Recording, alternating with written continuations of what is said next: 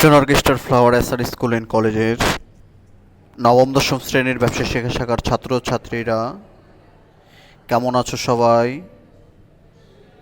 আমি তোমাদের কাউসার স্যার। আমিও ভালো আছি। আজ তোমাদের সাথে তোমাদের হিসাব বিজ্ঞান বইয়ের অষ্টম অধ্যায়ের নগদান বই সম্পর্কে আলোচনা করব। এর আগে বলে নেই নগদান বই কি। তোমরা নিশ্চয়ই জানো, ব্যবসা প্রতিষ্ঠানে অসংখ্য লেনদেন নিয়মিত সংঘটিত হয়। লেনদেন সমূহকে আমরা নির্দিষ্ট একটি মানদণ্ডের ভিত্তিতে দুই ভাগে ভাগ করতে পারি। মানদণ্ডটি হলো নগদ অর্থ। তো লেনদেনের সাথে নগদ অর্থের সম্পৃক্ততা থাকা এবং না থাকা,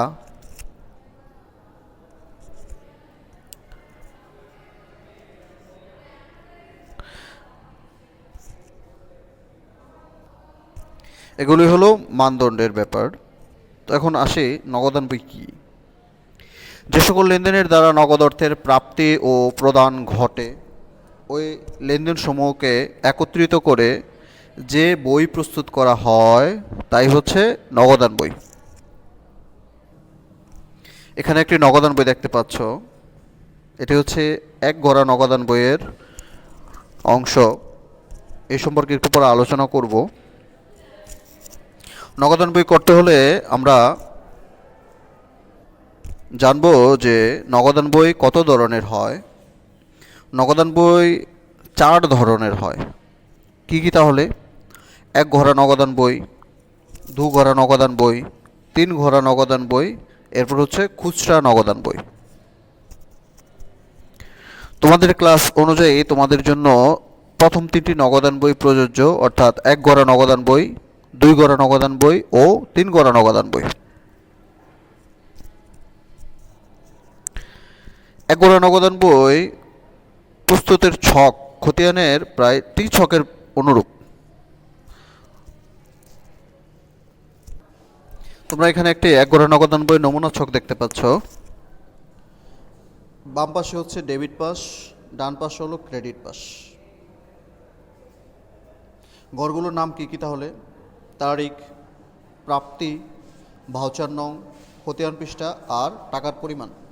ঠিক ক্রেডিট পাসও একই ঘরের নাম। তারিখ, প্রাপ্তির জায়গায় শুধু চেঞ্জ, প্রদান হবে। ভাউচার নং, খতিয়ান পৃষ্ঠা আর টাকার পরিমাণ। আজকে তোমাদের আলোচনা করব এক ঘোড়া নগদান বই সম্পর্কে।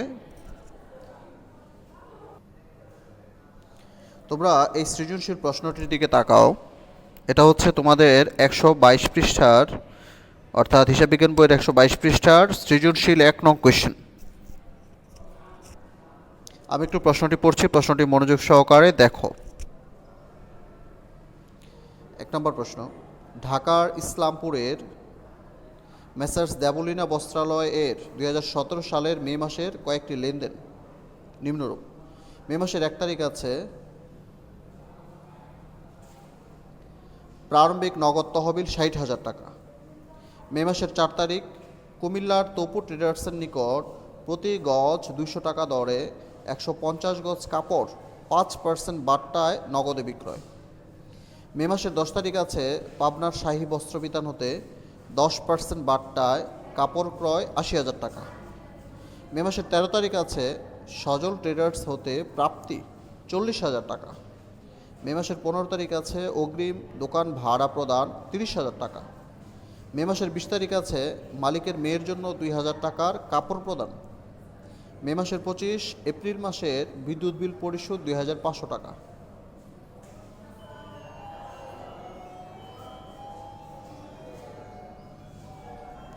ক নম্বর প্রশ্ন চেয়েছে উপযুক্ত তথ্য হতে অনগদ লেনদেনের সাধারণ জাবেদা দাও। খ নম্বর প্রশ্ন চেয়েছে মে 4 তারিখের লেনদেনের জন্য ক্যাশ মেমো প্রস্তুত করো। আর গ নং প্রশ্ন চেয়েছে উল্লিখিত লেনদেনগুলো দ্বারা এক গড়া নগদান বই প্রস্তুত করো। তো এর যদি সমাধান করতে চাই আমরা, ক নং প্রশ্নে যদি আসি তাহলে চেয়েছে অনগদ লেনদেন। অনগদ লেনদেন কোনগুলো?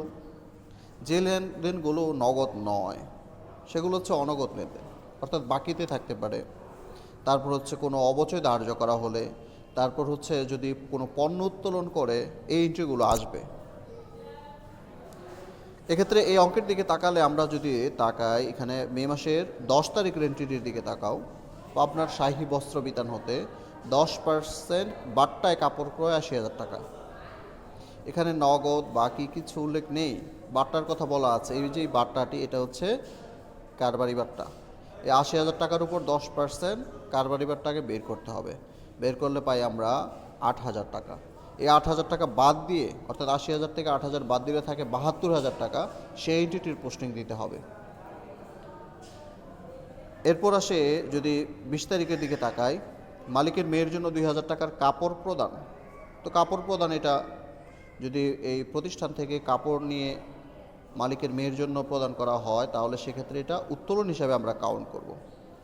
তো উত্তোলন হিসাবে আসবে আর পণ্য চলে যাবে। তো এই ক্ষেত্রে এই দুইটি এন্ট্রিকে আমরা অনগদ লেনদেনের আওতায় নিয়ে আসব। তো এর জাবেদা কিভাবে করবে, তাহলে তোমরা একটু দেখো এর উত্তরটি। 10 তারিখের এন্ট্রিতে ছিল আপনার শাহী বস্ত্র বিতান হতে 10% বাট্টায় কাপড় ক্রয় 80,000 টাকা। তো এর জন্য যেহেতু বাট্টার কথা আছে, এক্ষেত্রে বাট্টার টাকা বাদ দিয়ে আমাদেরকে লিখতে হবে ক্রয় হিসাব ডেবিট, পাওনাদার শাহী বস্ত্র বিতান হিসাব ক্রেডিট। টাকা হচ্ছে 8,000 টাকা বাদ দিয়ে, 80,000 থেকে 8,000 টাকা বাদ দিয়ে টাকা থাকে 72,000 টাকা। এই 72,000 টাকা এখানে আমরা পোস্টিং দিয়ে দেব। 20 তারিখের এন্ট্রিতে ছিল মালিকের মেয়ের জন্য 2,000 টাকার কাপড় প্রদান। তো এর জন্য জাবেদা করলে পাবো উত্তোলন হিসাব ডেবিট আর ক্রয় হিসাব ক্রেডিট। যেহেতু 2,000 টাকার কাপড় প্রদান, তো 2,000 টাকা এখানে লিখে দেব। আর যেহেতু হিসাবে কারণ হিসেবে লিখব মালিকের মেয়ের জন্য কাপড় প্রদান, অর্থাৎ এক্ষেত্রে মালিক নিজে উত্তোলন করেছে, পণ্য উত্তোলন করার কারণে আমাদেরকে ক্রয় হিসাব ক্রেডিট লিখতে হবে। খ নং প্রশ্নে চেয়েছে মে মাসের 4 তারিখের লেনদেনের জন্য ক্যাশ মেমো প্রস্তুত করো। তো আমাদের ক্যাশ মেমো প্রস্তুত করার জন্য এইভাবে করতে হবে, তোমরা যেভাবে দেখতে পাচ্ছ। প্রতিষ্ঠানের নাম লিখলাম উপরে মেসার্স দেবলীনা বস্ত্রালয়, এখানে লিখলাম ক্যাশ মেমো। তারিখ লিখলাম ডান পাশে উপরের দিকে হবে 4 মে 2017। এরপর বাম পাশে লিখতে হবে ডেবিট ভাউচার নং, ক্রেতার নাম, ঠিকানা। ডেবিট ভাউচার নং আমরা প্রশ্নে দেখতে পাচ্ছি কোনো ডেবিট ভাউচার নং দেওয়া হয়নি, তো লিখবো না। ক্রেতার নাম হচ্ছে তপু ট্রেডার্স আর ঠিকানা হচ্ছে কুমিল্লা। এবার ক্যাশ মেমোতে যাই। ক্যাশ মেমোর গড়গুলো তোমরা নিশ্চয়ই জানো। গড়গুলো হচ্ছে ক্রমিক নং, বিবরণ, পরিমাণ, দর, টাকার পরিমাণ।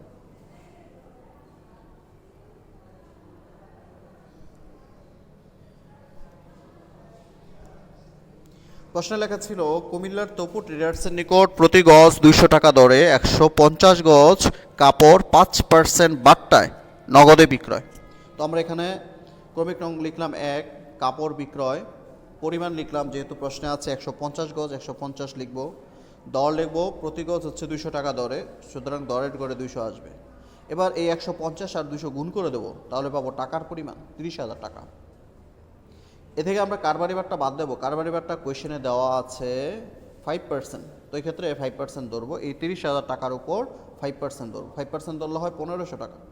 30,000 থেকে 1,500 বাদ দিলে পাবো 28,500 টাকা। এইটাই হচ্ছে কথায় লিখে দেবো 28,500 টাকা মাত্র। এখানে লিখবো ক্রেতার স্বাক্ষর, ডান পাশে লিখবো বিক্রেতার স্বাক্ষর। বিশেষ দ্রষ্টব্য হিসেবে দিয়ে দেবো বিক্রিত পণ্য ফেরত নেওয়া হয় না।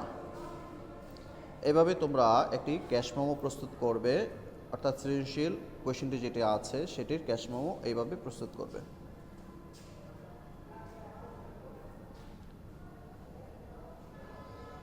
আবার প্রথম থেকে একটু দেখো, আমি ভিডিওটি আবার নতুন করে দেখাচ্ছি।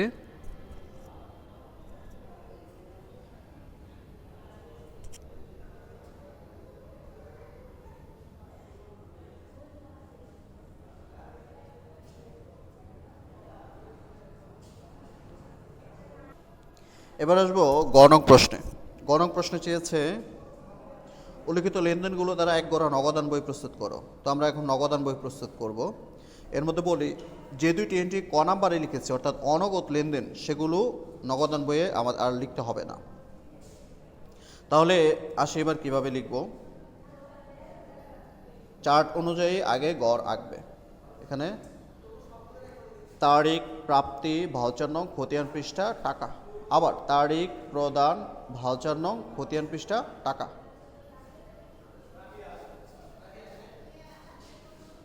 উপরে প্রতিষ্ঠানের নাম লিখবে মেসার্স দেবলীরা বস্ত্রালয় এর এক ঘরা নগদান বই।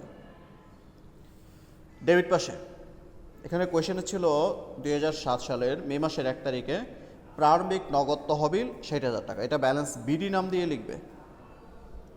এরপর 4 তারিখ বলা আছে কুমিল্লার তোপো ট্রেডার্সের নিকট প্রতি গজ 200 টাকা দরে 150 গজ কাপড় 5% বাট্টায় বিক্রয় আছে, এখানে নগদে বিক্রয় আছে।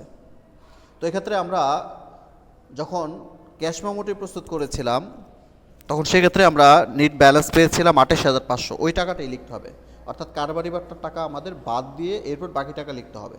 তাহলে এক্ষেত্রে মে মাসের 4 তারিখে লিখব বিক্রয় হিসাব, এই 28,500 টাকা লিখে দেব। এর মধ্যে কারবারি বাট্টা বাদে, অর্থাৎ 30,000 টাকা ছিল, 1500 টাকা বাদ দিলে আমরা 28,500 টাকা পাই, এ টাকা লিখতে হবে। এরপর 10 তারিখের এন্ট্রিটি যেহেতু অনগদ লেনদেন, এটা আমাদের লিখতে হবে না। 13 তারিখের এন্ট্রির দিকে তাকায়, 13 তারিখে ছিল সজল ট্রেডার্স হতে প্রাপ্তি, তো এখানে প্রাপ্তি যেহেতু প্রাপ্তির পাশে লিখতে হবে। মে মাসের 13 তারিখ সজল ট্রেডার্স হিসাব, এখানে টাকার অ্যামাউন্ট ছিল 40,000, লিখে দেবো। এরপর 15 তারিখে আছে অগ্রিম দোকান ভাড়া প্রদান, তাহলে অগ্রিম দোকান ভাড়া প্রদান করলে আমরা প্রদানের ঘরে লিখব। মে মাসের 15 তারিখ অগ্রিম দোকান ভাড়া 30,000 টাকা ছিল, 30,000 টাকা লিখে দেব। এরপর 25 তারিখে ছিল এপ্রিল মাসের বিদ্যুৎ বিল পরিশোধ, তো বিদ্যুৎ বিল হিসাব লিখে আমাদের 2,500 টাকা লিখে দিতে হবে, লিখে দিলাম। আর 20 তারিখের যে এন্ট্রিটি ছিল সেটা অনগদ লেনদেন, এর জন্য দেয়নি। এবার ডেবিট পাশের সবসময় মনে রাখবে নগদান বইয়ের নগদ যেই গড়টি আছে আর এক গড়া নগদান বইয়ের ক্ষেত্রে সবসময় ডেবিট পাশের ব্যালেন্স বেশি থাকবে, ডেবিট পাশের ব্যালেন্স বেশি থাকবে। তাহলে এখানে আমরা যোগ করি 60,000, 28,500 আর 40,000 একসাথে যোগ করলে পাবো 1,28,500। এই টাকাটাই আবার ক্রেডিট পাশে লিখব 1,28,500। এবার আসি ক্রেডিট পাশে কী কী এন্ট্রি ছিল, অগ্রিম দোকান ভাড়া আর বিদ্যুৎ বিল। এখন 30,000 টাকা আর 2,500 একসাথে যোগ করব, তাহলে পাই 32,500। এই 1,28,500 থেকে আমরা যদি এই 32,500 টাকা বাদ দিই তাহলে তো পাই আমরা 96,000 টাকা। এটি হচ্ছে মাসের শেষ দিন দিয়ে ব্যালেন্স সিডি নাম দিয়ে 96,000 টাকা এখানে আমাদের লিখে দিতে হবে। এরপর এই অংশটা, এই ব্যালেন্স সিডিটা পরের মাসে অর্থাৎ মে মাসের পরেই জুন মাসে ব্যালেন্স বিডি দিয়ে এই 96,000 টাকা আমাদের লিখতে হবে। এভাবে তোমরা এক গড়া নগদান বই কমপ্লিট করবে। তোমরা আরেকবার দেখে নাও, আমি ভিডিওটা ধরে রাখছি।